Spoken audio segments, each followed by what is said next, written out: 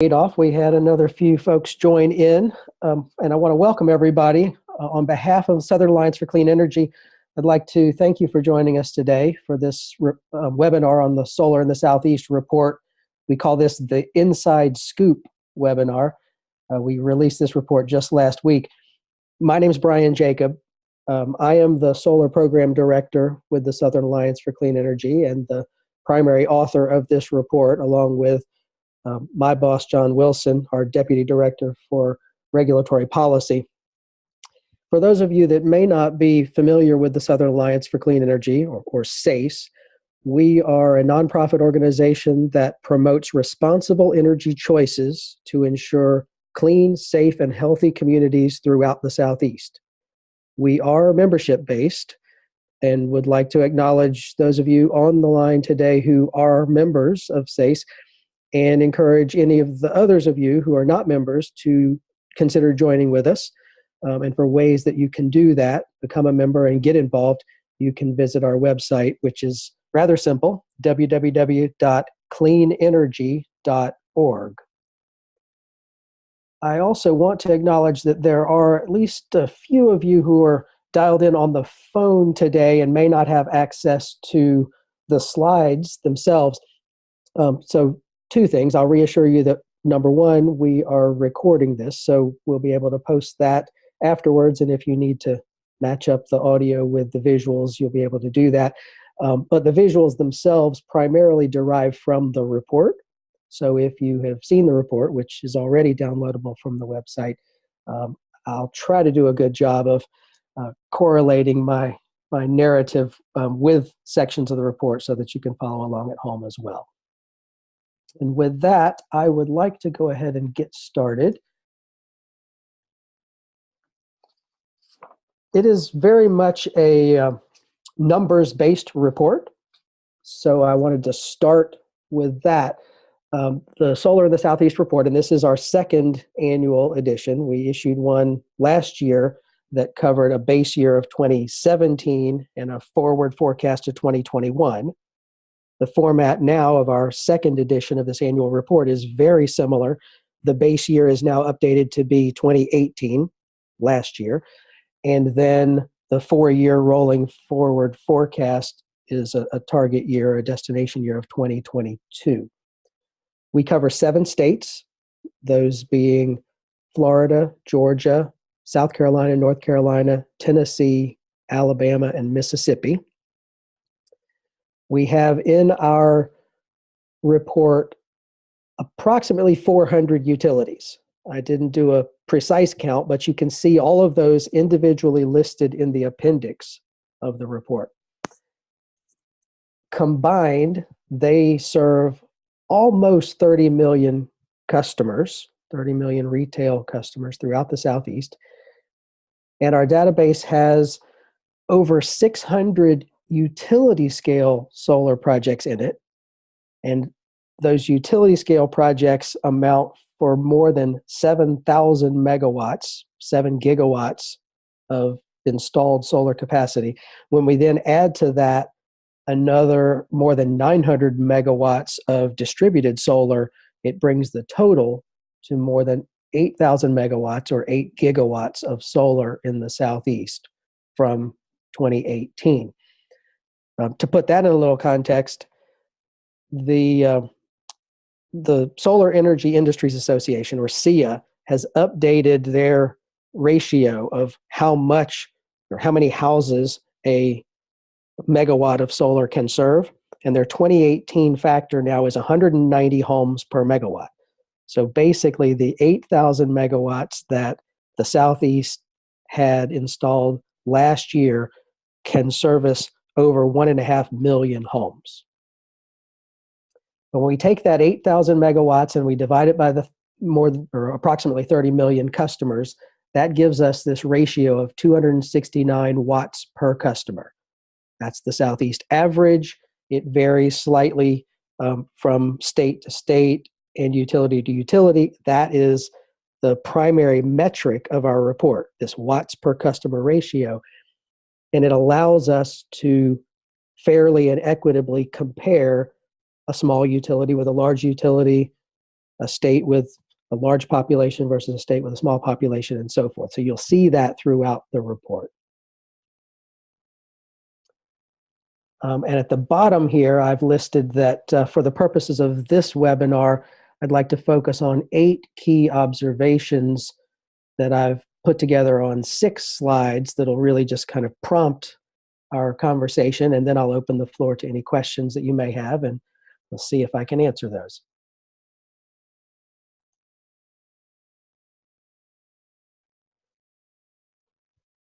The first of those observations, and I've kind of teased it out a little bit already, is that the Southeast has now exceeded 8,000 megawatts of installed solar, or 8 gigawatts.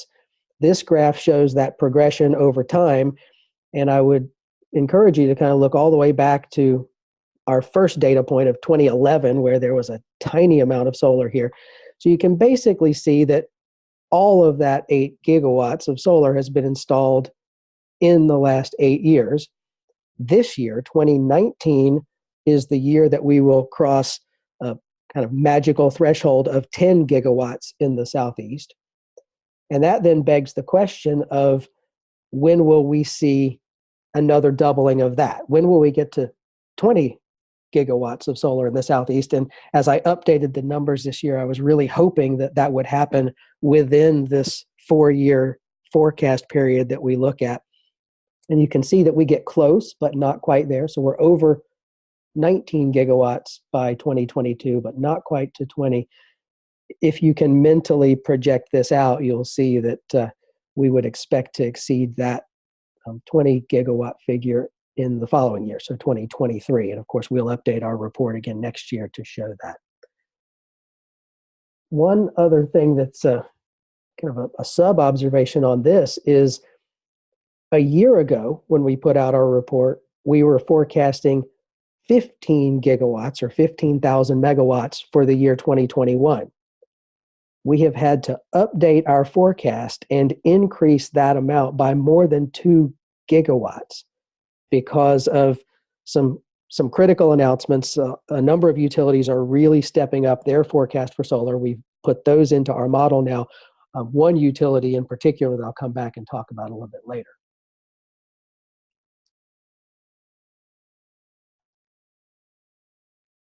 The second and third of the observations I list here.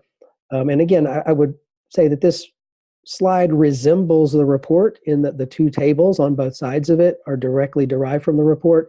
The observations in the middle, I've overwritten the text that would have been there in the report itself, which goes into a lot more detail. But for purposes of this webinar, I really wanted to call out these 2 observations. One of them is that Duke Energy Progress has been a leader and remains a leader, both in our base year 2018 and our forward forecast to 2022. They were at the top of both of these tables a year ago in our report, and they remain solidly in those positions now. In fact, when you add together the amount of solar that they have, Duke Energy Progress, as well as the other Duke subsidiaries, which include Duke Energy Carolinas and Duke Energy Florida, those 3 combine to represent more than half of all the solar in the Southeast. I talked about us having a little more than 8,000 megawatts. Duke has more than 4,000 of those megawatts. Then the next observation on this slide is that SCE&G, South Carolina Electric and Gas, has really emerged as a solar leader. In last year's report, the base year of 2017, they were below the region average. And now you can see them in 2018, so the left-hand side of the screen, with almost double the region average. And then when we look out to the 2022 forecast for them, they remain solidly in second place with almost triple the region average. So they are definitely coming into their own as a solar leader. We had somewhat predicted this last year because we identified them as one of the sunrisers, and I will come back and talk about this year's sunriser list. So we knew that they had already established an ambitious plan, and now they are starting to fulfill that plan, and that's why you're starting to see these numbers push them to the top of our leaderboard.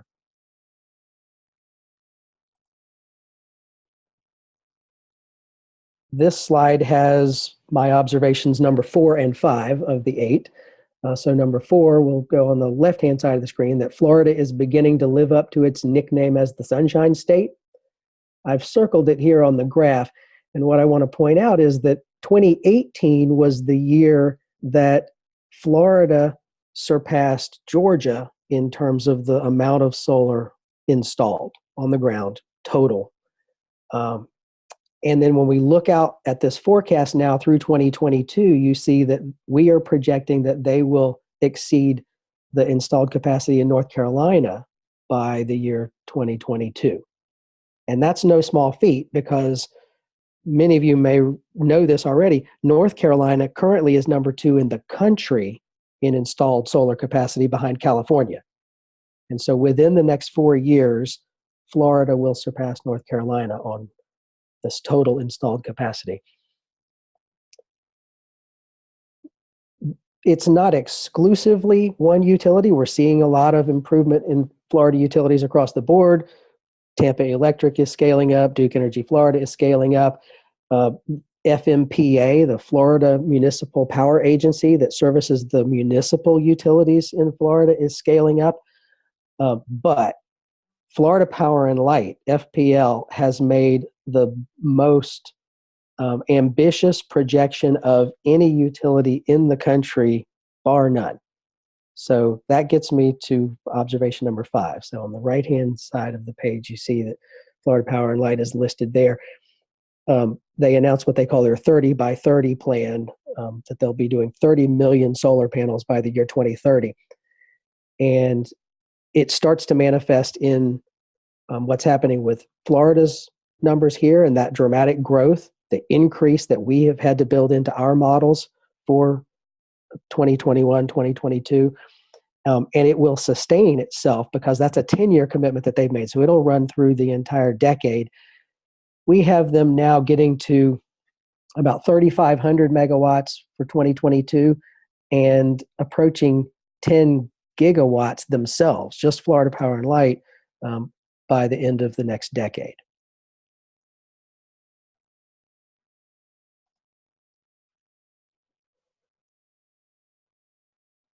Observation number 6 of the 8 that I wanted to call to your attention is that we're really witnessing a lot of corporate leadership.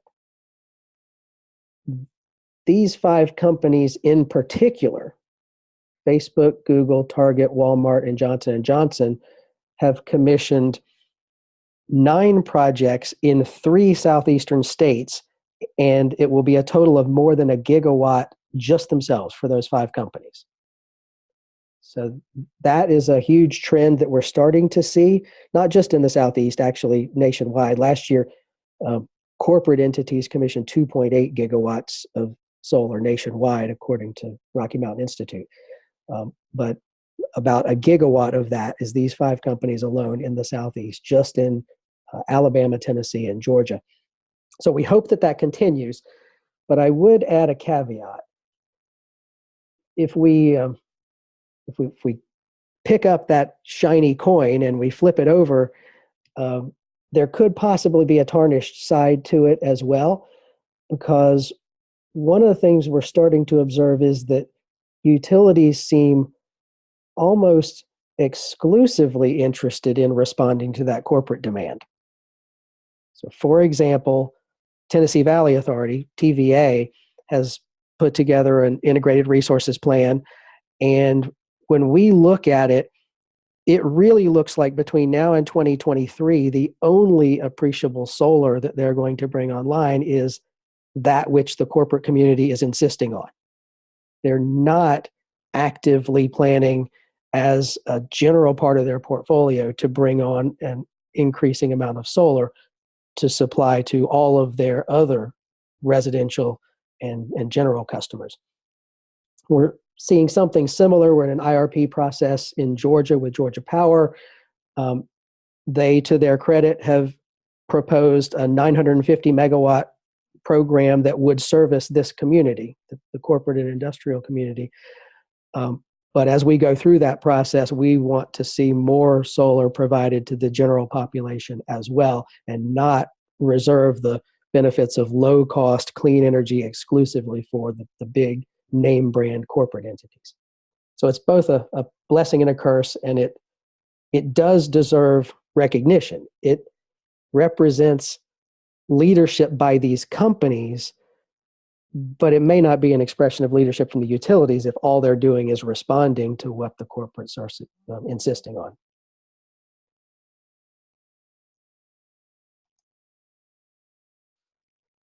Observation number 7 gets me to our sunriser list. I promised that I would come back and talk about this. The main thing that I want to point out here is that we have 3 new entrants. So everybody liked this list when we established it in the inaugural annual report last year. It's set up to be the 7 utilities that exhibit the highest ambition across our 4-year time horizon. We measure that ambition by comparing their forecast watts per customer ratio for 2022 to their current base year watts per customer ratio. And those with the highest watts per customer increases make this list. So Walton EMC was not even on this list last year in our report. They leap all the way to the very top of this list. And what drove that is one of those corporate projects, actually 3 of those corporate projects that I just mentioned. Facebook is doing 3 projects in Georgia to service a data center, and they commissioned those through Walton EMC. So it's mathematically, when you take all the existing solar that Walton EMC has, plus a program that they have for cooperative solar, and then you add on to it the 200 megawatts that they're doing for Facebook and divide that by the total number of customers that they serve, they get a very attractive watts per customer ratio by 2022. Florida Power and Light is a much bigger utility. Florida Power and Light's the biggest utility in the Southeast, the biggest individual utility.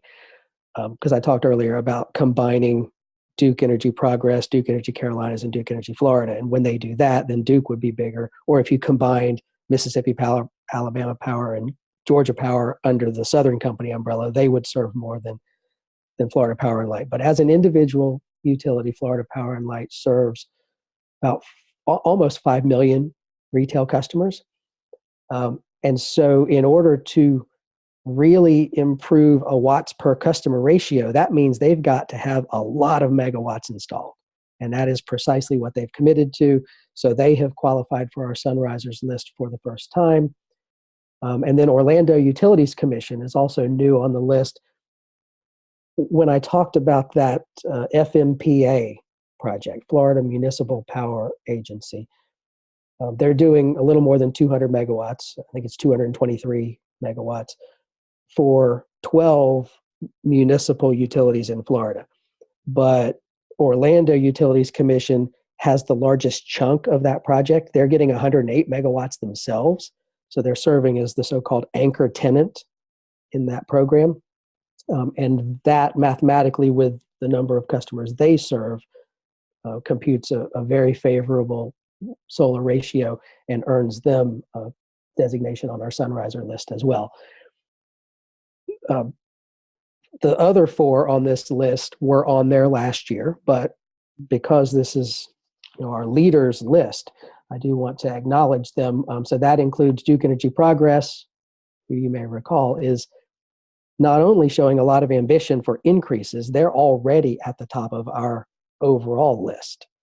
So that's pretty remarkable. SCE&G, who's number 2 on that overall list, is also here on our Sunrisers, and they were last year as well, along with Tampa Electric and Jacksonville Electric Authority, JEA.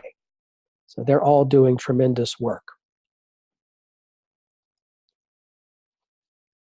And that brings us to the 8th of my observations. So if we identify leaders, then it's also fair and responsible to talk about the laggards as well.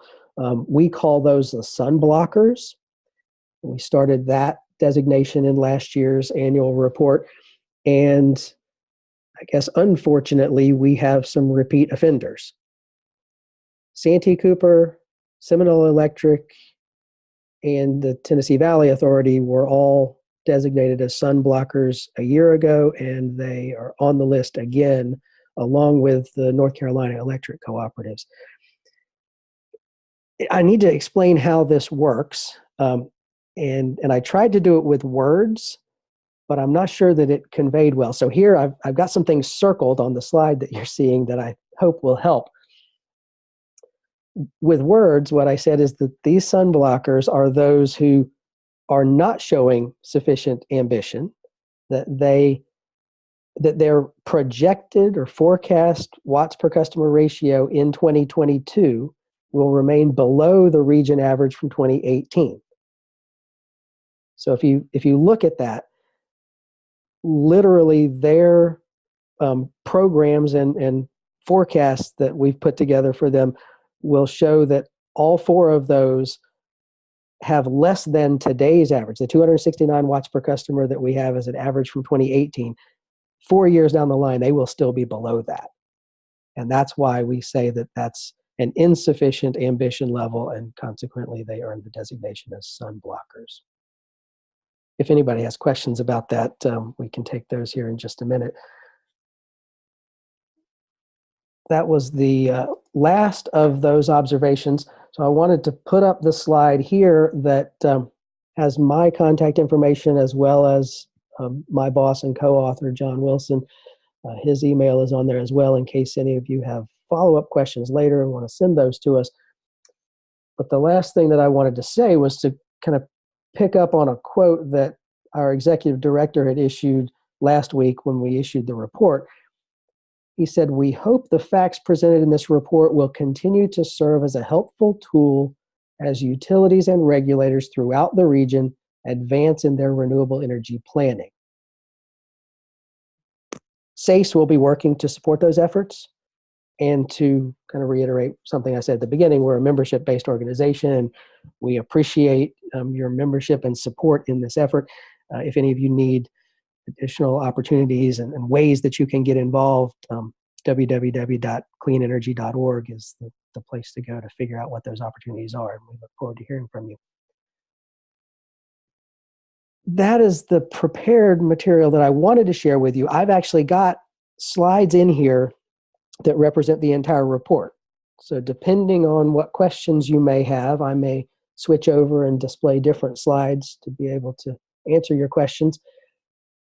I would encourage you to use either the Q&A function of this Zoom platform or the chat function within the Zoom platform. I've got both of them up on my screen and can see any questions you might send through. I believe, well, I haven't seen anything come through yet, and I believe that if necessary, I could unmute individuals if you wanted to raise a question verbally. I haven't tested that yet, so I'm not exactly sure how to do it. Here's a question coming in. It says, do you have any information on the LCOE of these solar installs? So for the uninitiated, let me explain that LCOE stands for the levelized cost of energy. And Kevin, to answer your question, not in the context of the report. So we don't have specific details that we include in the report. And in many cases, we don't have the final cost details. In some we do, and they're public domain. In others, we have them and wouldn't be allowed to share them anyway. But what I would suggest is that a resource that we tend to rely on within SACE is the annual report that Lazard puts out. And they do levelized cost of energy of various types, and that includes solar. And then they distinguish between utility scale solar and rooftop solar, because those have different price points, and consequently they have different levelized costs of energy across their lifetime as well. And if anybody needs access to that as a resource, I can direct you to it. It's not research that we do as a primary research source. It's something that we adopt and use as a secondary research point. Let's see. There's another question coming in. It says, do you have any infographics, maps, or other digital assets to visualize this data that you have shared or can be shared via social channels? Well, I would say that we would encourage you to reference and share what we've put together in the report. And some of them, I think, would meet my definition of infographics, and then maps as well. I'm going to try to flip through here quickly and show one of the graphs, or sorry, one of the maps that we include.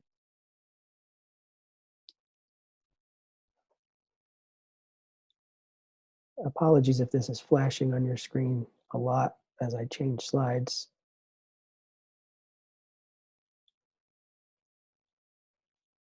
Okay, there it is. Appendix A in the report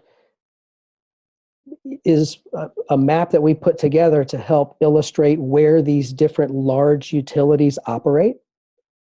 So I had talked earlier in the call about combining Duke Energy Progress, Duke Energy Carolinas. Both of those operate in North and South Carolina combined, and then Duke Energy Florida, which, as the name implies, operates in Florida. So those are the red ones, and collectively they make up Duke Energy. I talked briefly about Southern Company being the parent of Georgia Power, Alabama Power, Mississippi Power, and with a slight caveat that's also referenced on this slide, Gulf Power. And that caveat is that Gulf Power operated under the Southern Company umbrella all the way through calendar year 2018, which is the base year of this report.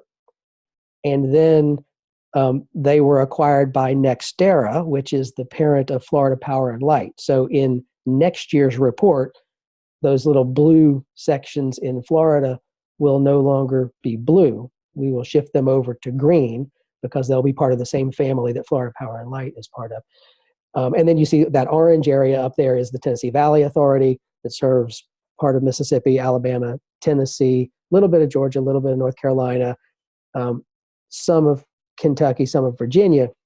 And I will point out that when I talked about our 7 states, we don't include Kentucky or Virginia, but the Tennessee Valley Authority does. So there's a little bit of spillover there on this map that goes outside of our 7-state region.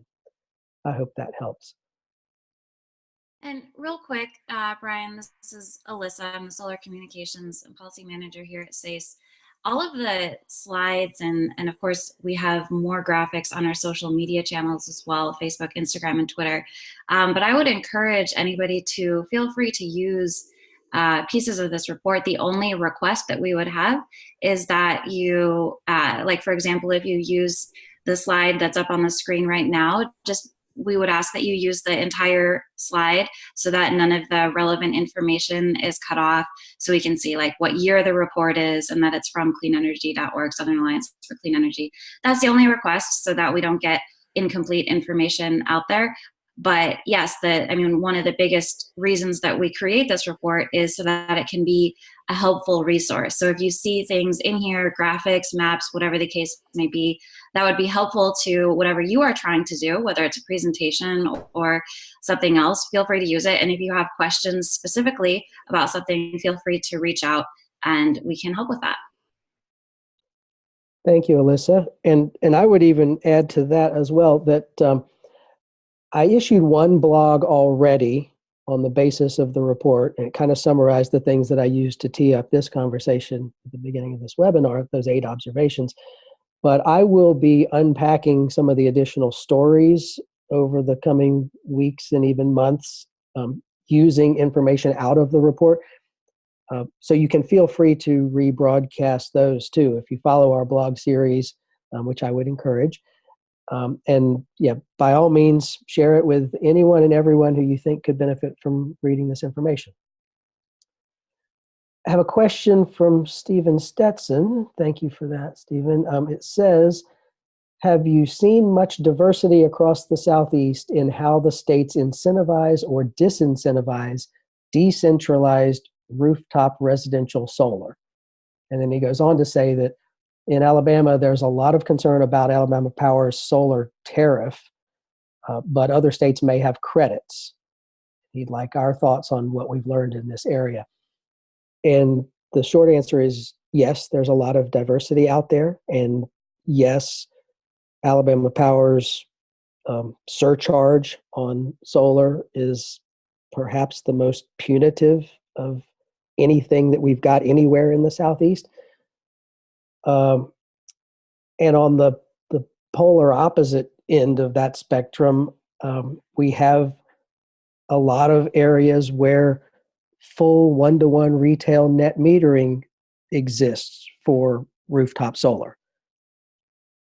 Florida has a net metering statute, and so the investor-owned utilities in Florida all have to offer retail net metering for any entity, and it's got a rather large threshold on it. So it's not just households, but most businesses can actually do pretty substantial rooftop arrays there and get full retail credit. In South Carolina, we've got a piece of legislation pending right now, and it's referenced actually in the report several times. It's called the Energy Freedom Act. It passed unanimously in the House, and there were some questions and some issues raised both in subcommittee and committee within the Senate, but it has passed out of the Senate committee a week ago, and it has made it to the floor of the Senate. So we hope that it will be voted next week. They're devoting this week to budget issues. But that it's a comprehensive solar package there that continues net metering in the state of South Carolina. Those of you that are familiar with South Carolina may know what has happened. There's an existing piece of legislation dates back to 2014 called Act 236, which was intended to require net metering all the way until 2021. But there was such high demand for rooftop solar in South Carolina that one utility has already hit the threshold that was projected to not be hit until 2021. And the two other investor-owned utilities in the state are bumping right up against it. So this piece of legislation, when it passes, and I'm confident that it will continue net metering through 2021, as well as sustain other markets, the other market segments of solar in the state of South Carolina as well. I guess one other example comes to mind as well, and we do call it out in the report as well, Stephen, is TVA, where it's different than net metering there. So it's what they call a dual meter system. So you have it's a buy all, sell all. Everything you produce on your rooftop goes out to TVA through one meter, and everything you consume at your home you buy through a different meter from your local power company. And when they started that program, what TVA was paying was actually more than the retail rate. So it was very lucrative, but this was back in a time when putting solar on your roof was more expensive than it is now. They then went to a one-to-one retail. So TVA would pay exactly what the local power company was charging. So that was more or less resembling a net metering system. Then 2 years ago, they reduced what they were paying under this Green Power Partners program to less than retail. So now TVA was paying you a wholesale rate, so to speak, and the local power company was charging you a retail rate.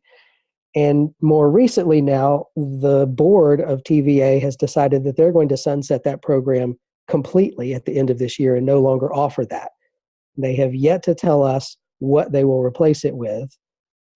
So we can't comment on whether it will be a reasonable replacement or not at this point. So long way to answer your question with a variety of examples. We've got some bright spots in the Southeast, and then we've got some dark spots.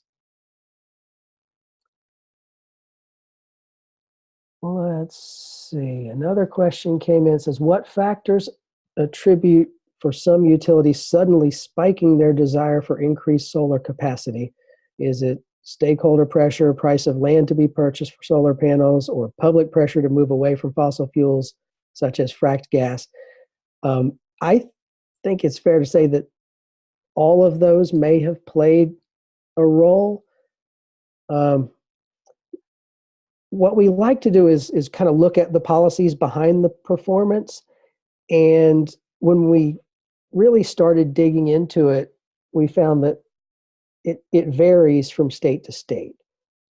So there's a fair bit of legislative pressure that was driving things in the Carolinas. I just talked about the South Carolina law, the existing one, and then the new one that's pending in the Senate. North Carolina has a law. North Carolina is the only state in the Southeast that has a renewable portfolio standard. So the utilities have an obligation to hit certain percentages of renewable energy on their system. And those are the kinds of things that are driving the behaviors in the Carolinas. I'm based in Atlanta, Georgia. Here in Georgia, it's been primarily regulatory pressure as opposed to legislative pressure. So the Public Service Commission has played a very active role here in Georgia in insisting that Georgia Power bring increasing amounts of solar onto their system for the benefit of their customers.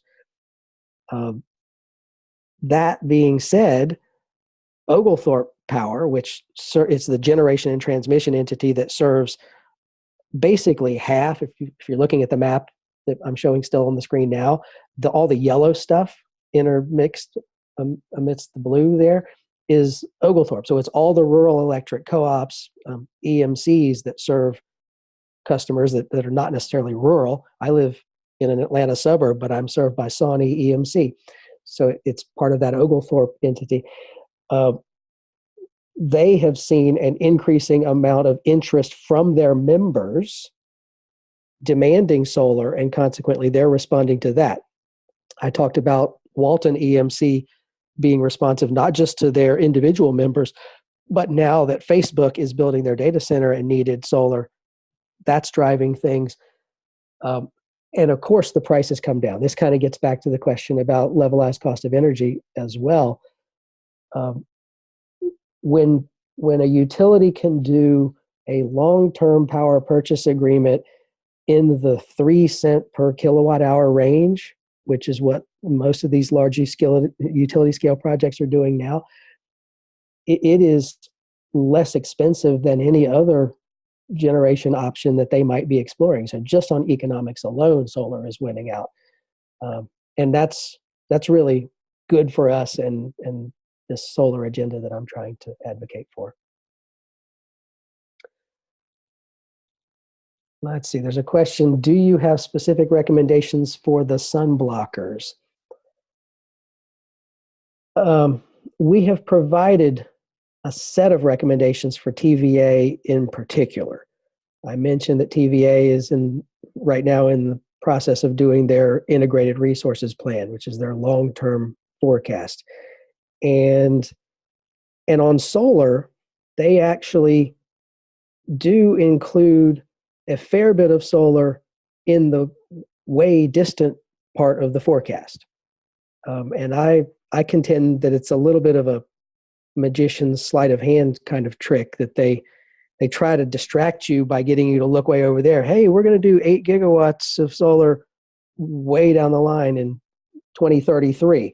And that it earns some headlines and it distracts away from the fact that when you dig into the details and you look at between now and 2023, they're not forecasting any solar in the mix. Yes, they'll respond to some of the corporate and industrial customers that insist on it, but they're not programming it in as a part of their true resource plan. So that's one of the things we have suggested to them in our official comments, which are available online, and you can take a look at them, for TVA to consider in improving their integrated resources plan is to actually remove all the constraints that they've put in on their modeling and let solar compete. And when they do that, it would come out showing more solar than they've actually put forward in their plan. So that's the kind of recommendation that we put forward to them. Let's see, shifting over to the Q&A panel here, I see question, how can citizen activism, especially in SWFL, I guess that's Southwest Florida, help in the transition to solar relative to corporate, utility, and individual or co-op efforts? I guess what comes to mind for me is when I just talked about how my EMC, Sawney EMC, as part of Oglethorpe, is responding to what its member customers are asking for. That same thing can happen in Florida. This map that I'm still showing on the screen does not show Seminole Electric, but the equivalent in Florida to Oglethorpe in Georgia would be Seminole. And Seminole is the generation and transmission entity that services the rural electric co-ops. For example, because I'm from Florida, my parents are served by Clay Electric Co-op in North Florida on the St. Johns River. So I don't know who specifically they would be in Southwest Florida, but if you're served by one of those co-ops, the best thing to do would be to go to the annual meeting, which you're entitled to do because you're a member of those co-ops and they have annual meetings, and take the opportunity to provide your input and tell the board of that co-op that you would like to see more solar. And when they start to hear that from enough people, they will start to respond. Got another question. It says, what factors are the real reason for increased interest by these utilities in increasing? Oh, sorry. David, I think you posted that both in the Q&A and in the chat panel, and I already read it out of the chat panel, so I think we've already asked and answered that one. I'll scroll back and see if I missed any, or if anybody else has a question, now would be a good time to type it in.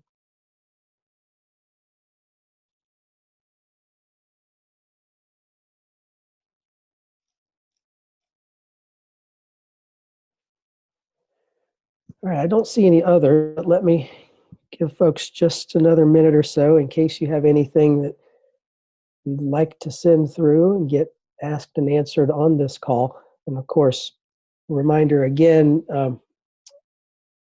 we are available to answer questions later. You can contact me. I'll switch back to the slide that has my contact information on it, and you can feel free to send me an email. For those of you that are on the phone and maybe can't see the slides, let me even read that off. It's pretty simple. My name's Brian, Bryan. Don't let that spelling trip you up, at cleanenergy.org. Brian with a Y, at cleanenergy.org. Let's see here. A good question just came in. It's what percentage of total power do these data represent? Let me go back.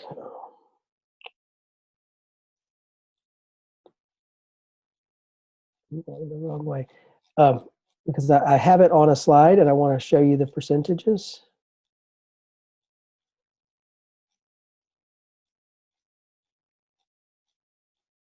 Oh, I just went past it.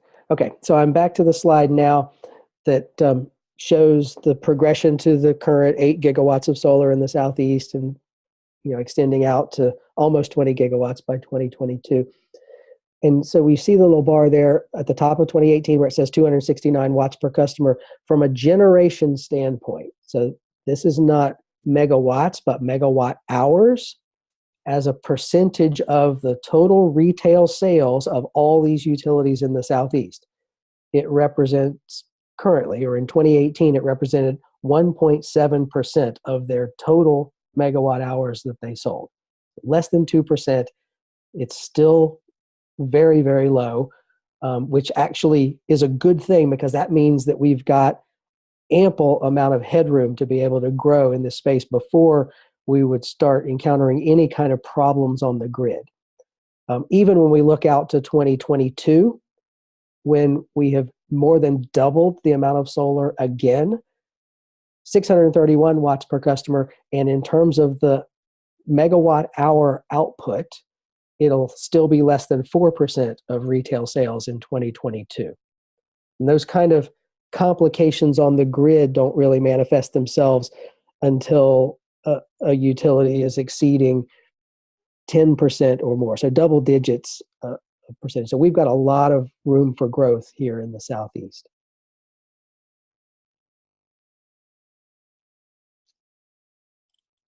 Any other questions?